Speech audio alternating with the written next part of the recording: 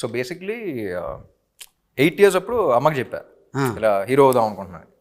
అప్పుడు బయటపడ్డా ముందు నుంచి అనుకున్నాను. ఓకే. సో ఫస్ట్ ఇంట్లో వాళ్ళు ఏంటి, ఒక పెద్దంగారు పెద్ద ప్రొడ్యూసర్ ఒక ఇంటర్వ్యూ చేస్తారంటే పెద్దంగారు ప్రొడ్యూసర్ కాబట్టి హీరో అవ్వాలనుకుంటున్నావు కదా నాన్న అనే మాట అన్నారు. సో దాంతో చిన్న ఇది వచ్చింది, అంటే మన ప్యాషన్ని నా ఇంట్రెస్ట్ని అలా అంటారని చెప్పేసి అసలు తెలుగు ఇండస్ట్రీలో నేను ఫస్ట్ తమిళ్లో ప్రూవ్ చేసుకొస్తా అని చెప్పేసి తమిళ్లో స్టార్ట్ చేశాను.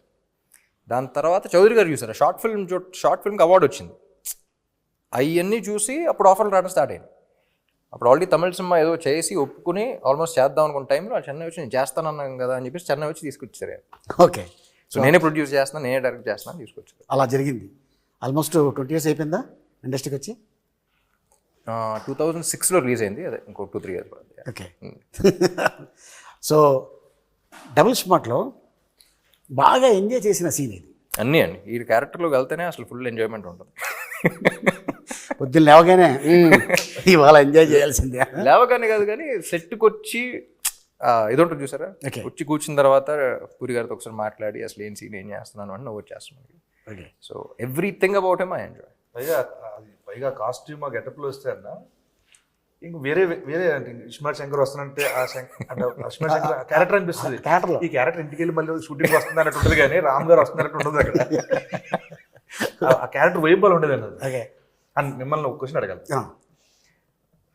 పూరి సార్ మీ కాంబినేషన్లో వచ్చిన క్యారెక్టర్స్, ఆయన క్రియేట్ చేసిన క్యారెక్టర్స్ అసలు బ్లాక్ బస్టర్ మామూలు పేర్ల థియేటర్లో. దానికి సాక్షి నేను ఎంజాయ్ చేసాను థియేటర్లో. అండ్ మళ్ళీ ఆఫ్టర్ లాంగ్ టైం మీ ఇద్దరు కాంబోలు బాడే అంతా వస్తున్నారు. అసలు లాంగ్వేజ్ ఏంటి, దానికి ఏం పేరు పెడుతున్నారు? నేను చెప్పనా ఇప్పుడు సీక్రెట్ అది.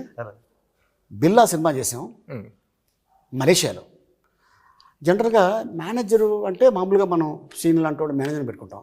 అలా కాకుండా ఒక చింపాంజీని మేనేజర్ పెట్టుకుంటే ఎలా ఉంటుంది అనేది క్రియేట్ చేసి సరదాగా ప్రభాస్ వీళ్ళందరూ కూర్చొని చేసి చూపించారు. 1.5 సేపు కింద పడి నవ్వుతూనే ఉన్నాడు. నేను జోక్ చెప్పేసి వెళ్ళిపోయాను, మేము రూమ్కి వెళ్ళిపోయాం, ఫోన్ ఆన్ చేసి పెట్టేస్తే నవ్వుతూనే ఉన్నాడు.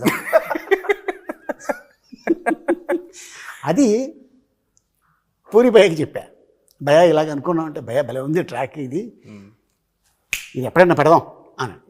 సడన్గా ఫోన్, భయ్యా దాన్ని తీసుకొస్తాను అమెరికా నుంచి అన్నాడు. ఎవరిని అన్న? అది అమెజాన్ ఫారెస్ట్ నుంచి దాన్ని తీసుకొస్తాను ఆ క్యారెక్టర్ నేను. అవునా అన్న. దానికి గెటప్ వెళ్ళగానే చూడగానే అసలు నేను షాకు.